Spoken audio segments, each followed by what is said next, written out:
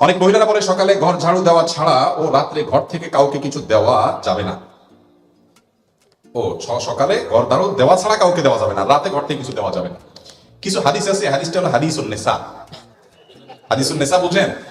এগুলো আমাদের মা চাষিদের মধ্যে প্রচলিত আছে, কোরআন হাদিসে এগুলোর কোনো অস্তিত্ব। এটা হলো এরকম একটা হাদিস যে ঘর ঝাড়ু দেওয়া ছাড়া কাউকে কিছু দেওয়া যাবে না।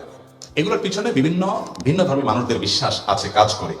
এরকম আরো অনেক কিছু আছে, কিছু জাল হাদিস আমি চিন্তা করছি এগুলো নিয়ে। এগুলো কেন বানাইছে, কারা বানাইছে? সৎ উদ্দেশ্যে কিছু জাল হাদিস বানাইছে। সৎ উদ্দেশ্যে জাল হাদিস বানাইলেও সেটা অসৎ কাজ, হারাম কাজ। যেমন রাতে নখ কাটলে কি হয়? রাতে নখ কাটলে ওই যে নখকুনি হয়, বাচ্চা বলছে, দেখছেন? এটা হয়, সেটা হয়, দেখছেন? মুখস্থ এদের। আচ্ছা, রাতে নখ কাটলে কোরআন হাদিসে কোথাও নিষেধ নাই, আপনি রাতে কাটেন, দিনে কাটেন। এটা আমার মনে হয় কোনো সময় মুরব্বীরা চিন্তা করছে, পোলাপান রাতে নখ কাটতে গেলে অন্ধকারের মধ্যে, তখন হারিকানে মেমবাতিতে আপনার চেরাগের আলোতে কি আর আলো থাকে, কাটতে গেলে হাত টাত কাটতে পারে। এই জন্য হয়তো পোলাপান একটা হাদিস বানাই দিছে আর যে রাতে নখ কাটলে এটা হয়, যাতে দিনে কাটে। বাবা তখন হয়তো ঠিক ছিল, আলো ছিল না, ফকফকা আলো, দিনের চেয়ে বেশি আলো। কারণ যদি সুবিধা হয় সে কাটবে, কোনো অসুবিধা নাই।